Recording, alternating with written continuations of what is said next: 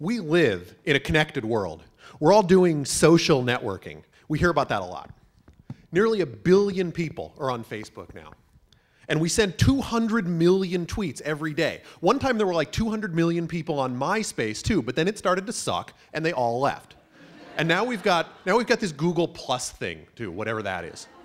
And what do we do with all this connection? We tweet at the handsome black guy on a horse who sells us deodorant.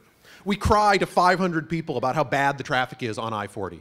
And we stick funny words on pictures we take of our cats. How many cat pictures have we had tonight, by the way? And some people say, yeah, oh, there's more coming.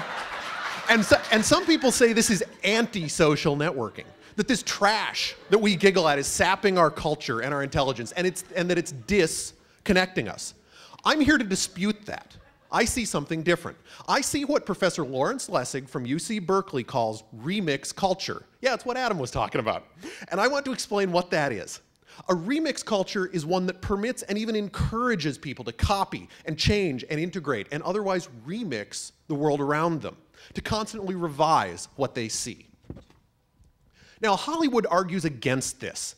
They say a read-only culture nurtures creativity by protecting professional creators. In their ideal world, a small professional segment of the population produces all the culture and everyone else just consumes what they're fed. Remixers, like Adam and me, advocate for a read-write world where the public is free to influence and interact and recreate media, and where culture is created by both professionals and by enthusiastic amateurs. We argue that these read-write cultures are richer and more inclusive and ultimately more valuable. Now, some aspects of our culture are already read-write. Graffiti is a great example, where artists interact with their environment and they change it to display their own critique or their own ideas about society. Sampling in music is another that Adam also mentioned, going all the way back through hip-hop and R&B to Led Zeppelin in the 70s, and even further back depending on how you define it. Even Wikipedia is functionally a remix because it's grown from the contributions of hundreds of thousands of interested individuals all contributing their part.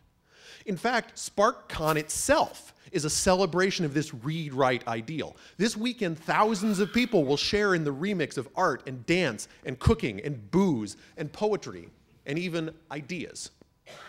So in this read-write world, nothing is ever final. Everything is under constant revision because everyone is building on things they saw someone else do and adding their perspective to it. And my point is that this constant revision, this evolution through sharing on the internet and in real life, this is exactly what social is. It's even happening in some kind of surprising places, and I'm going to tell you about one of them. It's the Amazon.com customer review system. Now, in some of the darker, mustier corners of Amazon, people write funny or satirical product reviews about some of the more obscure things that are on the site. There's one review in particular that I like, and it's a good example of remix. So I added some pictures to it, and now I'm going to read it to you. This review is by an Amazon user named Edgar, and he's from Baltimore.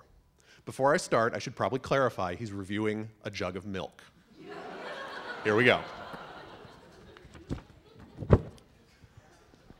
Once upon a midday sunny, while I savored nuts and honey, with my Tuscan whole milk, 1 gallon, 128 fluid ounces, I swore as I went on with my lapping, suddenly there came a tapping, as of someone gently rapping at the icebox door. Bad condenser that, I muttered, vibrating the icebox door. Only this and nothing more. Not to sound like a complainer, but in an inept half-gainer, I provoked my bowl to tip and spill its contents on the floor. Stupefied, I came to muddle over this increasing puddle, burgeoning deluge of that which I at present do adore, snowy Tuscan wholesomeness, exclusively produced offshore. Purged here forevermore. And the pool, so white and silky, filled me with a sense of milky ardor, of the type fantastic of a loss not known before. So that now, to still the throbbing of my heart, while gently sobbing, I retreated, heading straightway for the tempting icebox door. Heedless of that pitter-patter, rapping at the icebox door, I resolved to have some more. Presently, my soul grew stronger, hesitating then no longer. This, said I, requires an extra dram of milk, my favorite pour. To the icebox I aspired, motivated to admire how its avocado pigment complemented my decor. Then I grasped its wood grain handle. Here I opened wide the door. Darkness there, and nothing more. Deep into that darkness peering, long I stood there wondering, fearing, doubting, dreaming dreams of Tuscans I had known before. But the light inside was broken, and the darkness gave no token, and the only words there spoken were my whispered words, no more. Coke and beer, some ketchup I set eyes on, and an apple core. Only these, and nothing more. Back toward the table turning, all my soul within me burning, soon again I heard a tapping, somewhat louder than before. Surely, said I, surely that is something at my window lattice. Let me see then what thereat is, and this mystery explore.